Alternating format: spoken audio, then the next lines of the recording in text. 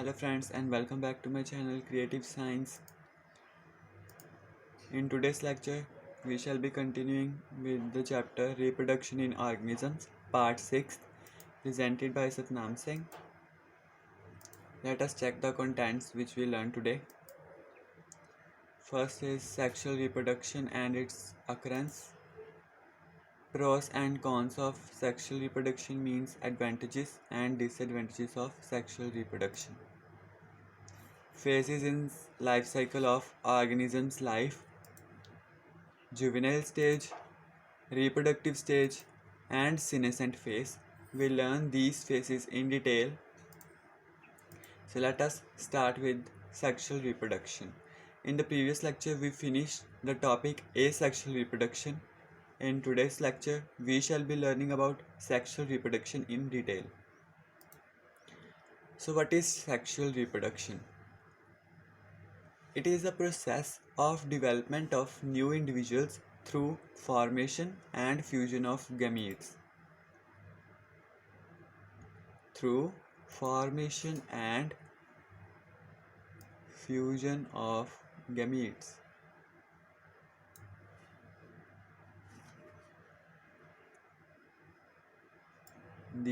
This is the main point in sexual reproduction. In asexual reproduction, there is a development of new individuals without formation and fusion of gametes. Clear? In sexual reproduction, formation and fusion of gametes occur.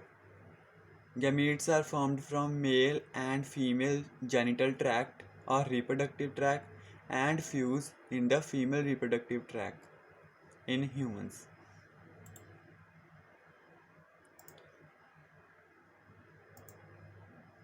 Sexual reproduction, also known as amphimixis. Amphimixis. This is the new term for all of you. GK here represents Greek.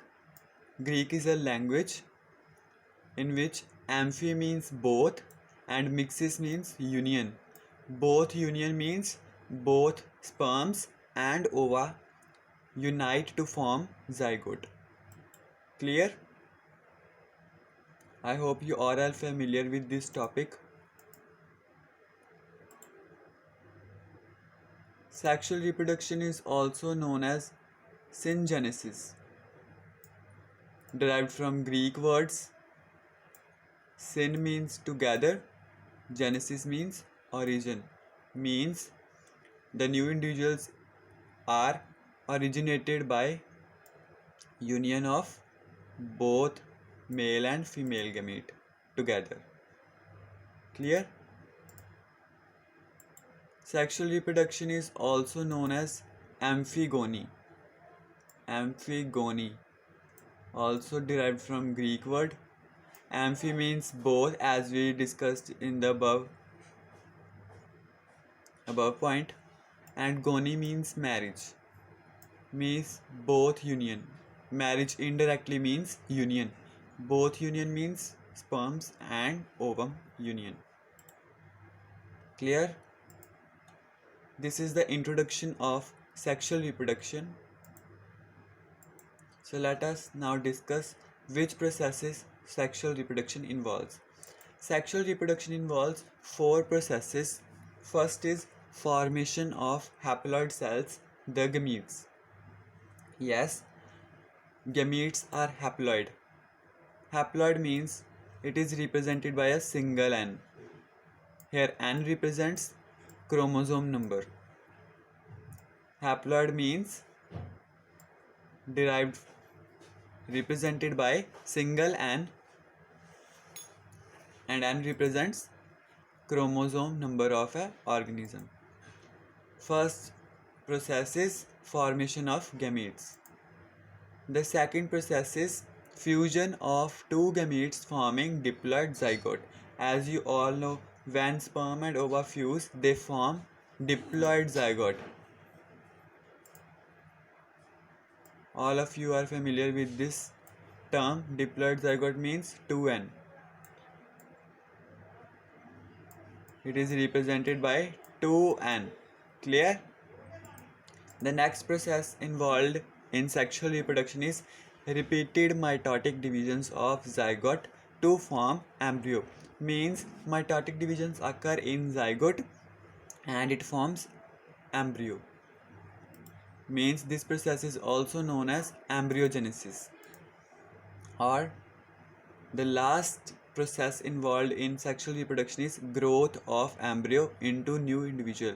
Means embryo develops into individual or newborn baby. It is a development stage. So where sexual reproduction occurs, or in which organisms sexual reproduction occurs? Sexual reproduction occurs in all types of plants and animals. As you all know, sexual reproduction occurs in all plants and animals. So now let us check the characteristics of sexual reproduction. Usually biparental. Biparental means it involves two parents, but in asexual reproduction there is only one parent. It means asexual reproduction is uniparental and sexual reproduction is biparental. Next point is gametes are always formed. Yes, in all plants and animals, gametes are formed, that is sperm and ova. Fertilization takes place. Yes, if gametes are formed, they fuse to form new organism as a result of fertilization. Clear? Involve mitosis and meiosis. Sexual reproduction involves both divisions, mitotic division and meiotic. Clear? Mitosis is equational division and meiosis is reductional division. We discussed this topic in chapter 9th of class +1 in detail. Next point is offsprings are genetically different from their parents.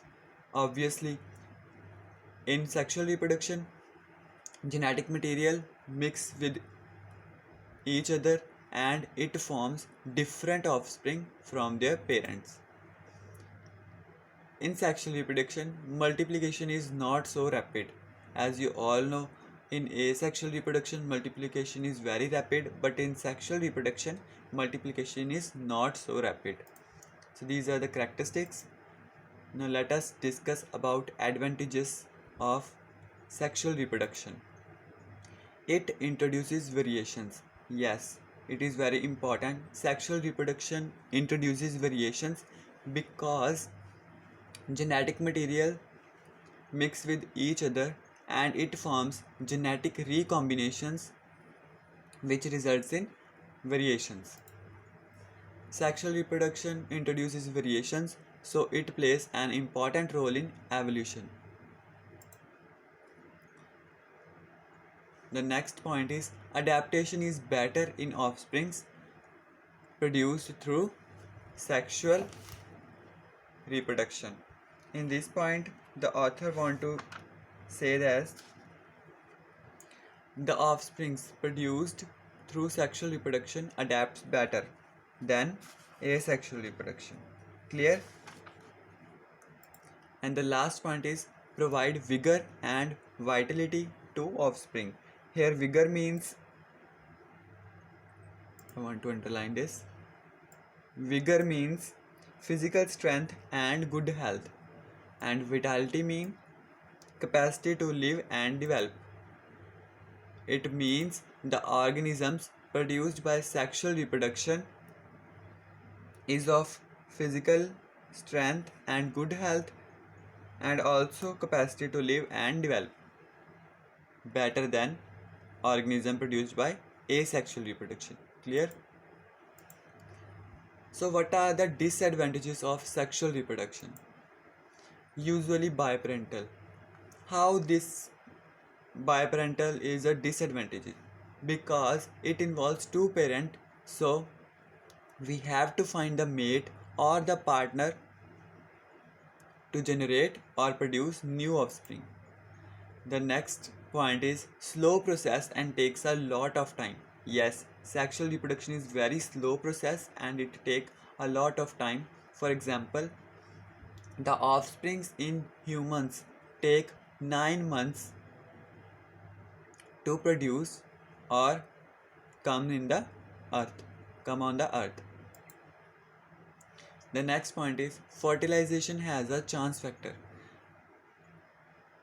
This point generally means fertilization or in sexual reproduction there is a chance factor, means the offspring produced is uncertain, means sometimes uh, one parent is infertile or incapable of producing offspring, so sexual reproduction is uncertain and possess a chance factor.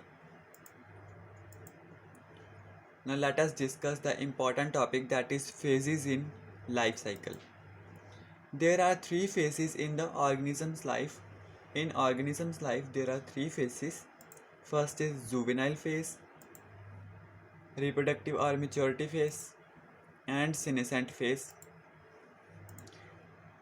These are the diagrammatic representation of phases in organisms. Here it represents the birth of the baby, newborn baby, adolescent age, and adulthood. So let us discuss three phases from here to here. This is the juvenile phase. In from childhood to adolescence there is the reproductive phase, and from adolescent age till death it is a senescent phase. Clear? In this curve, first is introduction. Offspring are produced, offspring grows, it matures, and finally decline or death. Clear? I think all of you understand this. So now let us discuss about juvenile phase. Juvenile phase is the first phase and also known as pre-reproductive phase. Juvenile phase comes before reproductive phase, so it is known as pre-reproductive phase, means before reproductive phase. It is the period of growth between the birth of an individual up to reproductive maturity. It means it is the period from birth till adolescence. Reproductive maturity means adolescence. Clear? Period between birth and reproductive maturity. Juvenile phase is known as vegetative phase in case of plants. In animals or in humans it is known as juvenile phase, and in plants it is known as vegetative phase. So the next phase is reproductive phase, also known as maturity phase, because in this phase a human or an organism matures.